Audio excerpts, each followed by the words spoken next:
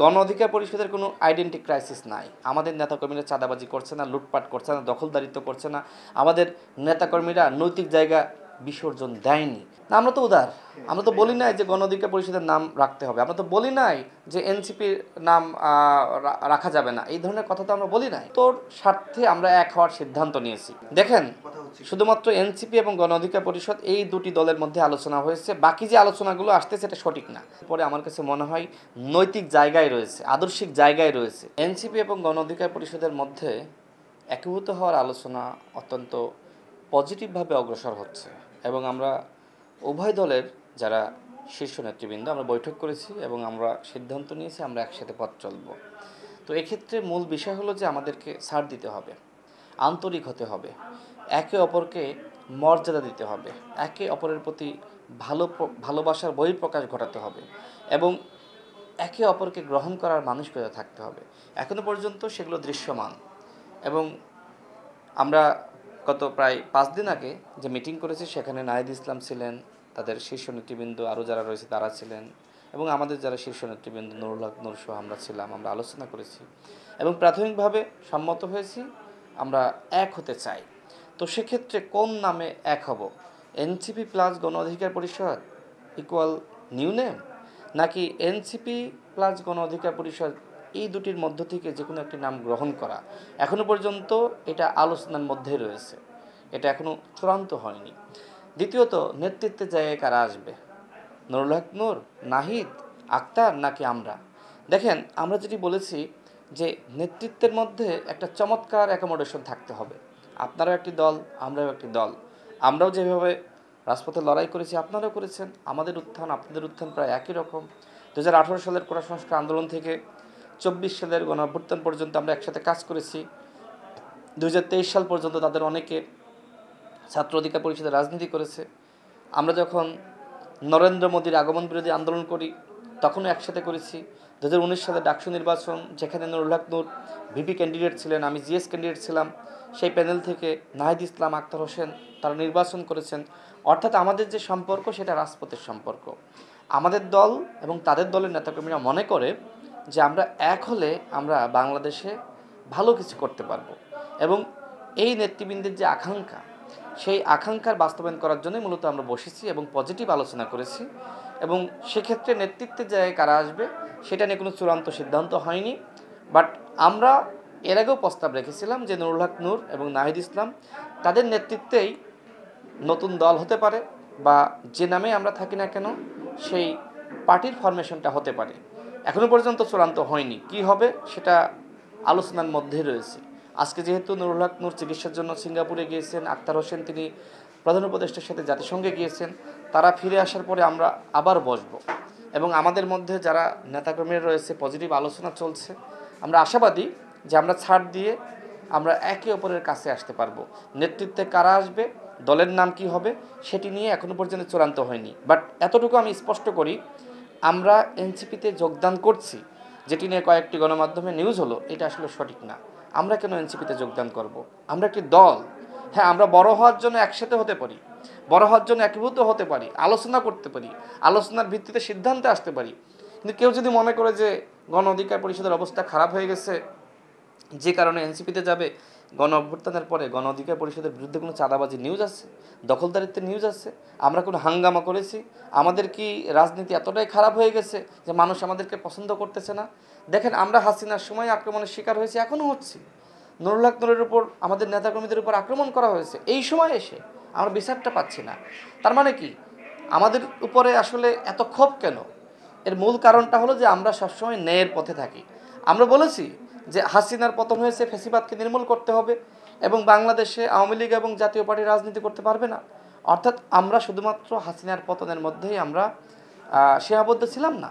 আমরা বলেছি বাংলাদেশ থেকে ফ্যাসিবাদ নির্মূল হতে হবে এবং সেই লক্ষ্যে আমরা কাজ করে যাচ্ছি। এবং আমরা যদি আসলে বাংলাদেশে ভালো কিছু করতে চাই সেক্ষেত্রে অবশ্যই আমাদেরকে এক হতে হবে। এক হওয়ার কোনো বিকল্প নাই। এক না হলে তারাও ভালো কিছু করতে পারবে বলে আমি মনে করি না। ঠিক একইভাবে আমরাও যে বিশাল কিছু করে ফেলাবো আমি মনে করি না। তারাও একটি উদীয়মান শক্তি, আমরাও একটি উদীয়মান শক্তি। এই দুই শক্তি যদি এক হয়, আমি দৃঢ় বিশ্বাস করি বাংলাদেশে আমরা একটি বৃহৎ শক্তিতে পরিণত হব। আর বিভাজিত থাকলে ওই যে বিভাজনের সুযোগে কিন্তু আওয়ামী লীগ মিছিল করতেছে, গণ অভ্যুত্থানের শক্তির মধ্যে যে বিভাজন, ঠিক তারুণ্য যদি বিভাজিত থাকে তাহলে কেউ বাংলাদেশে আগামীতে ক্ষমতায় যাবে, ক্ষমতায় গিয়ে অনেক বড় কিছু করবে সেটা মানুষ কল্পনা করে না। এই মুহূর্তে দেখেন, যখন গণ অধিকার পরিষদ এবং এনসিপি একীভূত হওয়ার আলোচনা শুরু হয়েছে, সারা বাংলাদেশে কিন্তু এক ধরনের বলা যায় নতুনভাবে মানুষের স্বপ্ন সৃষ্টি হয়েছে। নতুনভাবে কিন্তু যারা হতাশ হয়েছিল গণ অভ্যুত্থানের পরে নানান কারণে, এখন কিন্তু তারা আবার বলছে না, আপনারা যদি এক হতে পারেন ইনশাল্লাহ বাংলাদেশে ভালো কিছু হবে এবং বাংলাদেশের রাজনীতির যে সংস্কৃতি সেটা পরিবর্তন হবে। দেখেন, এই মুহূর্তে আমরা যারা রাজনীতি করছি, যারা গণ অভ্যুত্থানের শক্তি, আমি মনে করি না কেউ কারোর শত্রু। আমরা হয়তো রাজনৈতিক প্রতিযোগী, আমরা একে অপরের গঠনমূলক সমালোচনা করতে পারি, কিন্তু আমরা কেউ কারোর শত্রু না। আমাদের শত্রু ভারতীয় আধিপত্যবাদ এবং আওয়ামী লীগ। এখন আমাদের ভিতরে গণতান্ত্রিক চর্চা, এটাকে আপনি হতে দিবেন না? দেখেন, আমরা কিন্তু বলছি যে জুলাই জাতীয় সনদ বাস্তবায়নে আমাদেরকে একসাথে কাজ করতে হবে, আইনগত ভিত্তি দিতে হবে। বলছি না, আমরা সংস্কারের কথা বলছি, ক্ষমতার ভারসাম্যের কথা বলছি, এটা সব দল বলতেছি। তো বিএনপিকে ঠেকানোর জন্য আমরা এক হচ্ছি, এটা ভুল। বিএনপি একটি বড় দল, বরং প্রেসিডেন্ট জিয়াউর রহমান যেভাবে বিএনপিকে গঠন করেছেন, তিনি বিভিন্ন দলকে একটা জায়গায় এনেছেন এবং দেখেন তিনি জাগো দল বিলুপ্ত করেছেন। তার মহত্ব দেখেন, তিনি তো বলতে পারতেন যে আমার দল আমি বিলুপ্ত করব না, জাগো দল বিলুপ্ত করে সবাইকে একটা জায়গায় এনে তিনি বিএনপি গঠন করেছেন। তো আমরা যারা এখন ভিন্ন চিন্তার রয়েছি বা ভিন্ন জায়গায় রয়েছি, কিন্তু যারা আমরা দেশের প্রশ্নে এক, আধিপত্যবাদের প্রশ্নে এক, তারা কি প্রেসিডেন্ট জিয়াউর রহমানের ওই জায়গাটা আমরা চিন্তা করতে পারি না? যে আমাদের ক্ষুদ্র স্বার্থ যদি আমরা বিসর্জন না দিই তাহলে আমরা বৃহৎ স্বার্থ কিন্তু উদ্ধার করতে পারবো না। সুতরাং জাগো দল যদি বিলুপ্ত করে প্রেসিডেন্ট জিয়াউর রহমান বিএনপি গঠন করতে পারে, তাহলে আমরা কি এমন হয়ে পড়েছি যে আমরা নতুন দল গঠনের জন্য আমরা এই ছোট্ট স্যাক্রিফাইস করতে পারবো না? আমরা যদি দেশের চিন্তা করি, আমরা যদি জনগণের চিন্তা করি, তাহলে আমি দৃঢ় বিশ্বাস করি আমরা সবাই ছাড় দিয়ে হলেও একটা জায়গায় আসতে পারবো। দলের নাম কি হবে, নেতৃত্বের জায়গায় কে থাকবে, সেটা আলোচনা হবে। এখনও চূড়ান্ত কিছু হয়নি। যারা বলছে যে আমরা যোগদান করতেছি, এই করতেছি, এগুলো ভুল। এই কথাবার্তা বললে, অন্যকে ছোটো করলে, খাটো করলে আমার মনে হয় যে এই ঐক্য প্রক্রিয়া বিনষ্ট হবে। সুতরাং আমি সবার প্রতি যে আহ্বান রাখতে চাই, আপনারা সহনশীল থাকেন, ধৈর্যশীল থাকেন, এক হওয়ার স্বার্থে ছাড় দেওয়ার মানসিকতা অর্জন করেন। নিজে অনেক কিছু হয়ে গিয়েছি, বিশাল কিছু হয়ে গিয়েছি, এটা মনে করেন না। এটা হাসিনাও কিন্তু মনে করতো। সুতরাং আমি সবার প্রতি আহ্বান রাখতে চাই যে নিজেকে আপনি আন্তরিকতার জায়গায় রাখেন। আর আপনি যদি বড় হয়েও থাকেন, যে যত বড় তাকে তত উদার হতে হয়। সুতরাং যে নিজেকে বড় দাবি করছেন সে তত উদার হন, সে তত আন্তরিকতা প্রদর্শন করেন, সবাইকে নিয়ে চলার মানসিকতা অর্জন করেন। না, আমরা তো উদার। আমরা তো বলি নাই যে গণ অধিকার পরিষদের নাম রাখতে হবে, আমরা তো বলি নাই যে এনসিপির নাম রাখা যাবে না, এই ধরনের কথা তো আমরা বলি নাই। আমরা বলেছি যে কোনো নামে হতে পারে, সেটা গণ অধিকার পরিষদের নামে, সেটা এনসিপির নামে, সেটা নতুন নামে। আমরা আলোচনার যে জায়গাটা সেটা আমরা ওপেন রেখেছি। অর্থাৎ আমি যদি শুরুতে একটা মানে ব্যাট দিয়ে দিই যে এর বাইরে যেতে পারবো না, একটা লিমিটেশন দিয়ে দিই এর বাইরে যেতে পারবো না, তাহলে কিন্তু আলোচনা হয় না, এক জায়গায় আসা যায় না। দেখেন, প্রেম ভালোবাসা কিন্তু কোনো শর্ত দিয়ে, আলোচনা দিয়ে হয় না। প্রণয় হয় কি কাছাকাছি আসার মাধ্যমে। সুতরাং যদি আমরা একীভূত হতে চাই, আপনাকে আলোচনার জায়গাটা উন্মুক্ত রাখতে হবে।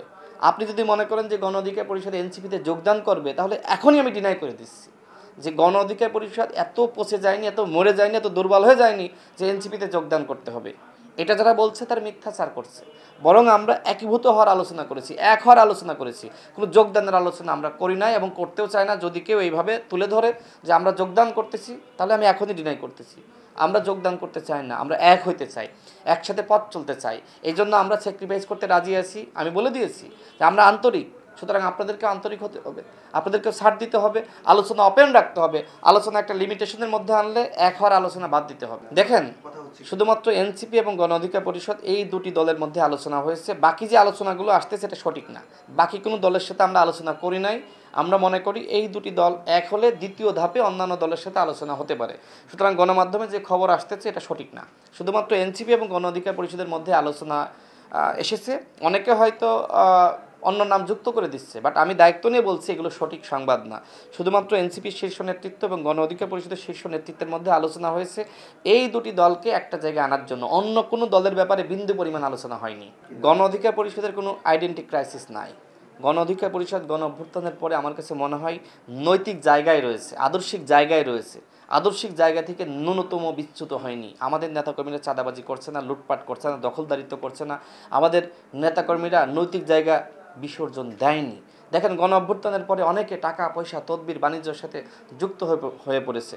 আমাদের নেতাকর্মীরা কষ্টে আছে, কষ্টে ছিল, কিন্তু সেই জায়গা থেকে তারা এইভাবে মাপ সৃষ্টি করে অমকের বাড়ি থেকে টাকা পয়সা চাঁদা দাবি করা, এই করা সেই করা, এই ধরনের কাজে লিপ্ত হয়নি। আমরা আইডেন্টিটি ক্রাইসিসে মোটেও ভুগছি না, আমরা মনে করি তারাও ভুগছে না। মূলত বৃহত্তর স্বার্থে আমরা এক হওয়ার সিদ্ধান্ত নিয়েছি, এবং এই বৃহত্তর স্বার্থ যদি আমরা বাস্তবায়ন করতে পারি, তাহলে বাংলাদেশের জনগণের জন্য ভালো কিছু অপেক্ষা করছে। আমি সবার প্রতি আহ্বান রাখতে চাই যে আপনারা এই প্রক্রিয়া বিনষ্ট হয় এরকম কোনো বক্তব্য দিবেন না, এই প্রক্রিয়া ক্ষতিগ্রস্ত হয়, তারুণ্য বিভক্ত থাকে এরকম কোনো বক্তব্য দিবেন না। আমি সবাইকে দায়িত্বশীল ভূমিকা পালন করার আহ্বান জানাচ্ছি, এবং একই সাথে ছাড় দেওয়ার মানসিকতা, আন্তরিকতা এবং একে অপরকে গ্রহণ করার মানসিকতা আমাদের রাখতে হবে। দেখেন, আমরা যদি এক হয়ে যাই তখন তো আমরা ভিন্ন দল থাকতেছি না, তাই না? একসাথে কাজ করব। সুতরাং এখন এই জিনিসটা চিন্তা করতে হবে যে আমরা এক হওয়ার চিন্তা করছি মানে কি, এই যে এখন আমাদের হয়তো ভিন্ন প্ল্যাটফর্মে থেকে বক্তব্য দেওয়া লাগছে, কিছুদিন পর একসাথে পথ চলা লাগবে। যেহেতু আমরা এক হওয়ার আলোচনাটা করতেছি, সুতরাং এখন পজিটিভ ইতিবাচক কথা বলা আমাদের জন্য দরকার। নেগেটিভ কথা বললে এক হওয়ার প্রক্রিয়া এটা ভেস্তে যাবে। সুতরাং যারাই কথা বলবেন দায়িত্বশীল ভূমিকা নিয়ে কথা বলবেন, অবশ্যই কাউকে ছোট করবেন না, কটাক্ষ করবেন না। যদি করতে থাকেন তাহলে দেখবেন মনক্ষুণ্ণ হবে। আমরা যদি এনসিপিকে নিয়ে এখন এই মুহূর্তে সমালোচনা করি, তাহলে এনসিপির নেতৃবৃন্দ তারা মনক্ষুণ্ণ হবে। আবার তারা যদি গণ অধিকার পরিষদকে নিয়ে কটাক্ষ করে, তাহলে আমাদের নেতৃবৃন্দ মনক্ষুণ্ণ হবে। তখন এই যে তাদের ভিতর আন্তরিকতা ছিল না, মূলত আমরা এনসিপি এবং গণ অধিকার পরিষদের নেতাকর্মীদের মধ্যে যে আন্তরিকতা এবং তারা যে এক হতে চায়, এই জায়গা থেকেই মূলত আমরা শীর্ষ নেতৃবৃন্দ যারা রয়েছে আমরা বসেছি। সুতরাং ওই আমাদের কর্মীরা, তাদের কর্মীরা যদি মনক্ষুণ্ণ হয়, তাহলে তো ওই বসাবসির কোনো মূল্যায়ন থাকলো না। তারাই পরবর্তীতে বলবে যে ভাই কি একের কথা চিন্তা করছেন, তারা তো আমাদেরকে পছন্দ করে না, তারা তো আমাদের বিরুদ্ধে বলতেছে। এটা আমি উভয় দলের কথা বলছি। এই জন্য প্রত্যেককে দায়িত্বশীল ভূমিকা পালন করতে হবে।